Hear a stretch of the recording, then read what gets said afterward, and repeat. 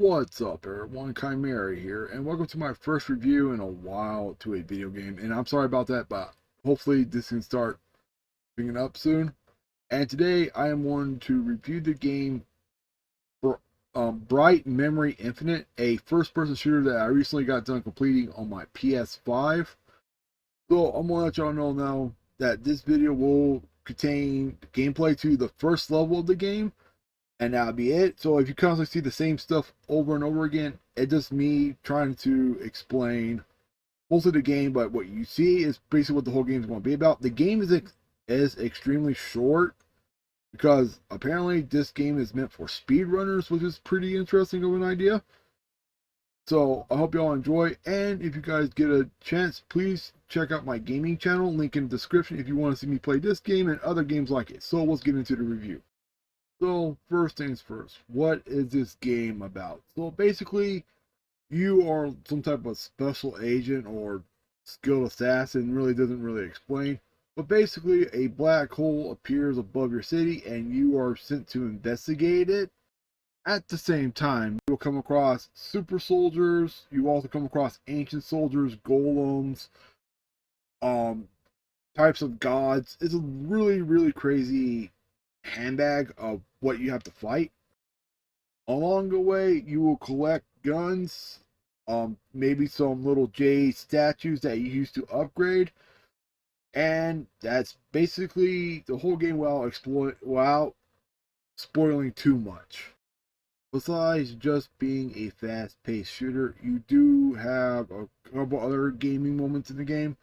Like you start off the game with a quick time event. If you don't mess it up, you automatically die. There's a stealth level in the game where you just have to go around and assassinate a few guys, and there's a vehicle chase scene in the game, which is a few other things. But other than that, that's basically what the gameplay is. Basically, go through the levels, try and get to the final boss, and that's basically the entire game. So you're probably wondering, what weapons do you get in the game? Well, to give you, I guess, the basic list. So basically, your only melee weapon you get in the entire game is a sword, but it actually has a really interesting mechanic. It actually can parry certain attacks in the game. Basically, some enemies can throw stuff like a flaming blade or a fireball or shoot arrows at you. Apparently, if you hit the button right, you can actually parry it and throw and knock it back towards the end, which I think is pretty cool. Other than that, it's your basic slashing weapon, and it's really good when it does it. The next weapon on the list is your basic assault rifle, and I'm gonna say it's actually pretty good, pretty accurate, pretty friendly to use. It's actually probably one of my favorite weapons in the game. Now, I did mention updates, and I want to let y'all know now that you can update what type of bullets they have. So the basic ammo does what you think it does. It shoots and it does basic damage. Now the special ammo is basically what you use to get around defenses or certain enemy types in the game. Basically, if there are like heavy defenders, you use the special ammo, it'll make quick work of that, no problem. The next weapon up is the automatic shotgun, and it's basically what a shotgun does. If they get close, you do more damage. The further away, the more useless it is. Now, this one has the same thing as the other, but when it comes to special ammo, they all do. Basically, what you do is you go from normal shotgun shells to dragon breath, and they are probably one of the best things about this game because a lot of enemies can't really defend against them, and it's probably the only special ammo type I could think of that can damage an opponent at the same time as breaking their defenses. The next weapon on the list is your pistol, and is your basic, okay, squeeze, shoot, basic thing. Now, its special ammo type is a really interesting, is a homing taser type bullet, which I think is pretty interesting, pretty fun. Do keep in mind that some enemies, the taser part doesn't really work, and basically all the taser does is mostly slow them down, not immobilize them like you think a normal taser would. And the last gun you unlock is your sniper rifle. And I want to tell y'all right now, this sniper rifle is probably one of the most fun to use snipers I have ever played in a shooter, and that coming from a dude that does not like playing snipers in a lot of shooters. Sadly, at the time of me doing this review, I have not figured out what its special ammo does, but once I figure it out, I will leave it in the description. Now, a few things I want to let y'all know about special ammo. So, when it comes to special ammo, they are half or a quarter of your regular ammo. That means you get less of them, and they are two different ammo types. Also, when you find them throughout the game, it will either say special ammo or regular ammo, and it determines which one you're getting bullets for. So basically, you can go the entire game without, or a couple levels without special ammo. So keep that in mind, that you have to use those sparingly, but they are extremely effective when you do use them. Now, I'm not much of a graphics person, so don't expect me to say much about the graphics. They look pretty good. They're really detailed. I thought they looked great for what they were. Controls are actually super simple, easy to maintain. It actually made you feel like it was you were being punished if you messed up. Better than I can say about most other first-person shooters. Some of you are probably wondering, how did I come across this game? Well, I mostly came across it because I was looking through my console store to see if I could find any interesting games to play.